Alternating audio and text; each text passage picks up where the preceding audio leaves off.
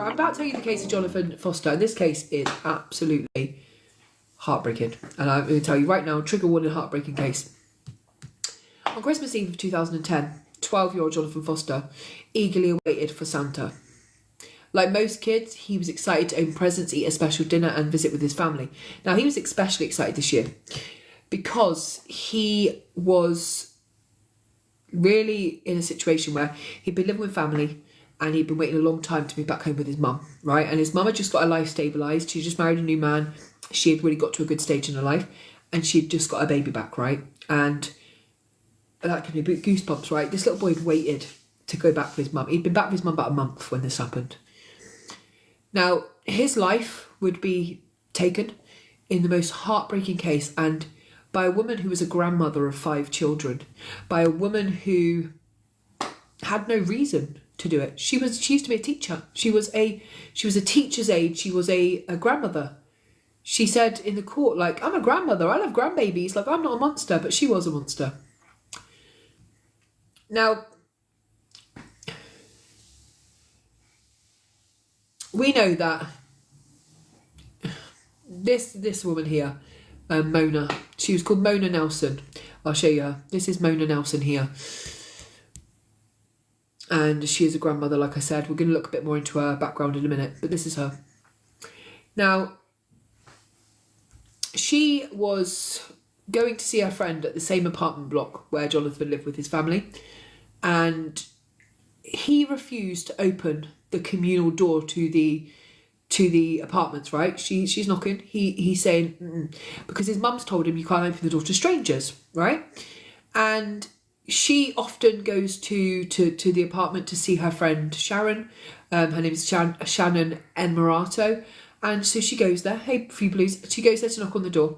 And he's like, I can't let you in, right? Now, she's fuming at this because she's like, no, I come here all the time. I'm waiting for my friend to get home from work. Like, I want to come in. And, you know, and Sharon and his mum have basically said to him not to let anyone into this apartment while he's gone. So Jonathan followed the instruction and it cost him his life. Now, Mona Nelson had been drinking all day and she was known to be a violent drunk. Hey, Sal. So when Jonathan refused to open the door, she finds her way into the apartment. She takes Jonathan home with her, right? So she grabs up this little kid, and he's 12, but he's a tiny 12-year-old. So she takes him home with her. Thank you so much, Few Balloons.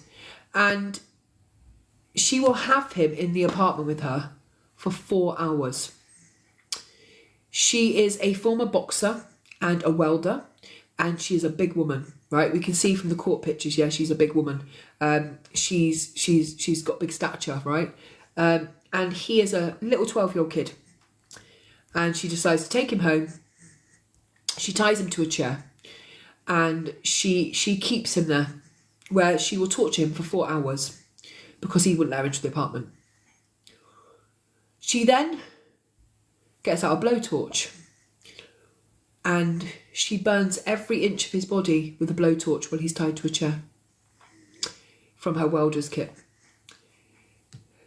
Then she takes him out to a culvert where she dumps his body, and surveillance footage will show her driving away after dumping his body into that culvert. His body is so badly burnt that they just call him charred remains in all the media. She's arrested and charged with Jonathan's murder because they've got her number plate going up to that culvert, right? And she has an interview from within the police department where she says, I am not a monster. I love my grandbabies. Mike Miller, who's a Houston police officer who finds the remains of little Jonathan, he says, no, she is a cold and soulless murderer. She showed an absolute lack of remorse when she took the life of Jonathan. There are only 1 or 2 people I've ever talked to that have eyes like she did. She was cold. Now, Miller also believes that this wasn't her first time. This can't have been her first time. That she must have hurt other people before Jonathan. He said, do I believe she's done it before? Yeah, absolutely. Do you really think that I believe that her criminal history started and ended with her hurting Jonathan? No. Now, she then, this awful fucking cunt of a woman, then says, because she's looked in the media and that, and she's seen Jonathan's mum and Jonathan's stepfather crying for him. She says his stepdad got me to dump his body. I didn't do it. The stepdad did. And she says he asked me to dump this can of trash for $20. So I did. And she says, look, I didn't even see what was in the trash. I've just dumped it. But they know that Jonathan is clearly, he's not in a tote bag. He's not in a black bag. It's just his body, right? There's no way it wasn't a trash can. It was a little boy. So the stepdad's then cleared of any suspicion after police show that he's at a bar at the time this all happens. He's out at the bar. He's finished work for the day. You know, he says, I would never do this. I would never, ever do this. Like, I love that little kid. Like, he was my stepson. But we were looking forward to getting him home. Now, she says I maintain my innocence, obviously. And she continued to.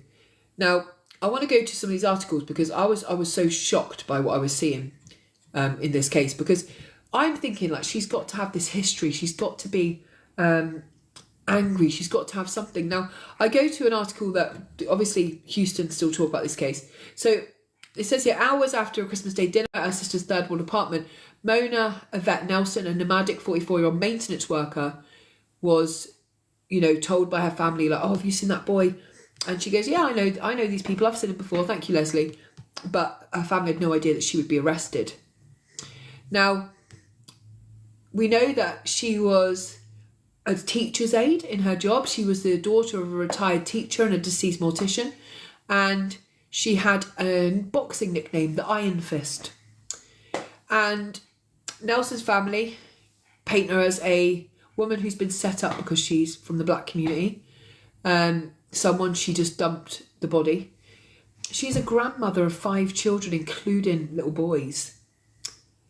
She says, I'm not a monster. Like, I love grandbabies. You know, I would never have done this. They've got so much evidence. Now, we know that it makes no sense. The key piece of the puzzle in this case is just the motive. What could be the motive? You can't have done all this to a little boy purely because he didn't let you into an apartment block because his mum had asked him not to let strangers in. There are many people out there, and I'll be really honest about this, there are a lot of people out there that think there's a missing piece of the puzzle, an accomplice, somebody else. There has to be, right? Now, is there a sexual motive? We don't know because his body was so badly burnt. And when I say she burnt every part of his body, she burnt every part of his body with a blowtorch. There was none of his body left to look at. There was no private area. There was none of those things where you would be able to tell what had happened to this little boy. Now, we know that somewhere between the 6 miles between the rundown apartment where the boy lived with his mother and the weedy ditch where his body was found, there are very scant details of what happened. Now, we do know one of the court paperwork that I managed to get up, because there wasn't a lot of information about the 4 hours within his home. I've got this article here because I thought they had the most detail. We know that, so this is from the time of the court case, right? When Jonathan turned 12, his wish was to go live with his mother and a new husband. A month after moving to Houston with his family, he was kidnapped, murdered, and his body burnt and dumped in a ditch. We know the defendant took Jonathan at 2:15 from his home, and she had him till 6:08. So there's a 4-hour period. Hello, Philly. There's a 4-hour period where she had him. Now, we know that later on it would come out in the court case that there was kicks, there was punches, there was things that she had done to his body before she got out the blowtorch. Jonathan's mother, Angela Davis, was the first witness called to the stand. She delivered heart-wrenching testimony in what she spoke of a phone call she'd received at work on Christmas Eve. And a manager said it was from her babysitter, but Jonathan didn't have a babysitter. She called as a strange woman answered, and she could hear her son in the background, and then the line went dead. And she said she'll always be haunted by the fact that it must have been this woman. It must have been Mona. She said, I got home looking for my son. I ran up and down the street banging on doors. I stood in the parking lot hollering his name. 4 days later, her fears were realised when she was told her son's charred remains had been found. She said, all I could do is scream. All I remember about that week was I screamed, and I screamed. And I'll tell you about the court case in a minute and the outcome of that, but can you imagine? You've waited for years and years to be reunited with your 12-year-old son. You've done everything you need to do. You've got clean. You've got your life back together. You've done everything you possibly can to get to a stage where you feel your home is good enough now to bring him home. You have him for a month. Thank you, Naomi. And in that month that he comes home, he loves you and respects you, and he's so excited to be home that he's going to follow every rule you tell him about. You say to him it's not safe to open the door at the apartments, he's like, yes, ma'am. And that's exactly what he did. Then he has this woman who he's never seen before come to the apartment and start banging on the door, let me in, my friend lives in there. And he's gone, no. He hasn't even spoke to her. They simply say later in the court, he's gone, no. I can't. Which is what I tell my kids all the time. Like, literally, if I'm not downstairs, you wait for me to get downstairs. You ain't opening the door. I don't. Taylor's 13. She doesn't answer the door in my home. I don't know because I'm on TikTok who's on the other side of the door. I get threats all the time. You guys say she ain't opening the door. There's no need for her to open the door. Do you know what I mean?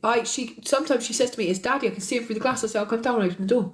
Because I don't want us to get into the habit of just opening it when it's just, you know, her and Tori downstairs. I'm having a bath or whatever. If I'm in the bath, I say, "Oh, it's Amazon. They'll leave it outside, Taylor. I'll be down in a minute." Like, they don't need to answer the door to strangers. Look what happened with Athena. Someone dropped off a parcel and took her away. So this is an article after she was sentenced. So she was sentenced, right, to life in prison, no chance of parole, exactly where she should be. We now know Jonathan's body was burnt and dumped on the same day he disappeared, on Christmas Eve. It was just miles from where he was last seen in North Houston. Investigators say Nelson is responsible for it all, but she tells a different story. Nelson was charged with capital murder. So we know the police officer spoke about her and he said, look, I've interviewed her. She's remorseless, absolutely remorseless. He said, he never met anyone else with black eyes like her, like just where you just soulless, just look right through you. She then spoke to me. She goes, I'm not a monster. I have 5 grandkids. I love kids.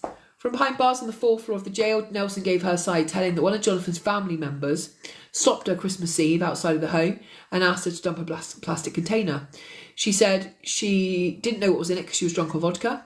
She said, I just basically get drunk, I drive and listen to music, which is awesome, right? I didn't know what was in it until they were showing me pictures in the interrogation room. Investigators believe Nelson acted on her own. They say all family members are alibis. Nobody was outside of those apartments. No one was asking. She says, I do have a cutting torch. I'm a welder. But I would never do that because I have 5 grandkids. Stop hiding behind your grandkids.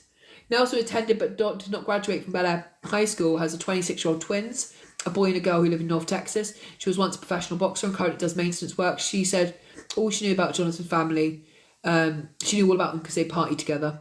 Nelson's sister said she spent the 4 days after the murder, including Christmas Day, with her and her family.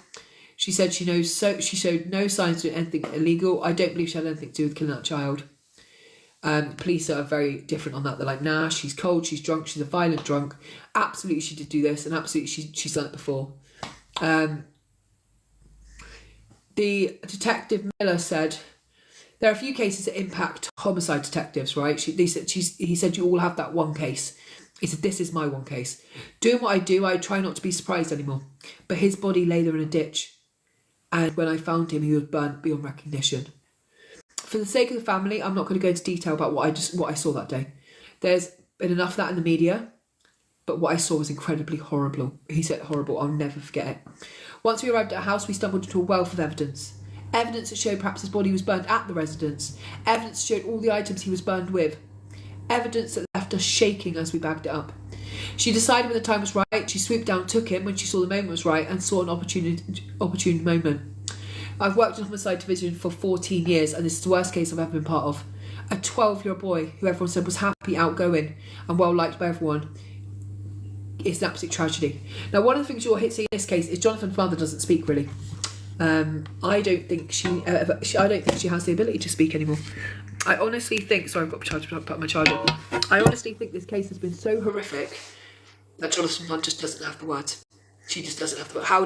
How do you ever say, thank you, Sophie, so much. How do you ever do you guys think that she murdered him simply because he didn't open the door? Because that to me is somebody who is looking for an excuse to kill someone. If I kill someone because they don't put butter on my toast, yeah, I'm not killing them because they didn't put butter on my toast. I'm killing them because I want to kill someone. This is a woman who's angry, who always would have done that. I don't think she's killed him simply for that. I think she's just a murderer. I think she's someone who is looking for a reason to kill someone. That's what I think. I think it didn't matter what he did. I don't think it mattered what he did. I think she was looking for someone to kill. She was drunk. she was high and she just wanted to kill someone. And I think this little baby got in her way. And I think it could have been anyone that day. I don't think if he had opened the door for her, someone wouldn't have died that day. If you are the person who can see this little cute boy, tie him to a chair where you torture him for 4 hours, punching and kicking him, and then get out a blowtorch, and while he's still alive, burn every inch of his body till his clothes are stuck to him, till horrific things have happened, and then you dump him on the side of the road, and then you go and spend Christmas with your family the next day. How anyone could have a child on Christmas Eve, do this, and all this little boy ever wanted to do was live with his mum. And she knew his mum. She knew his mum because her best friend lived in the apartment complex. She knew how long this little boy had waited to go home. She knew how long he'd waited to go home. It was surveillance camera when Jonathan's body was found in northeast Houston that gave investigators their break. As the news conference, HPD Captain David Gott said around 6 p.m. Christmas Eve, surveillance video showed a silver truck pull up to a ditch outside of a building in East Hardy. A person can be seen getting out of the truck, taking the body out of the bed of the truck and place it on the ground. That person was recognised by neighbours and family as Nelson. The fire department has dogs that can detect accelerants such as fuel, and that was not found on Jonathan. Nothing was used to accelerate it. We just know that she used the welding torch. The same day, authorities searched her apartment and found torches and other welding tools inside that had been used on the 12-year-old. Twine used to tie Jonathan was found inside Nelson's home, and his body laid in the culvert throughout the Christmas holidays while his mum and dad desperately searched for him. Jonathan's mother, Angela Davis, did not comment. I just don't think she has word. She was sitting there looking at what was going on to the neighbour as the police walked up. She knew what they were about to tell her, and she just couldn't speak. And the authorities are now saying, and they have been saying over the last since this happened in 2010, that they believe she's done this to other children. They believe that they need to look into missing children from around Texas. They believe there has to be something there.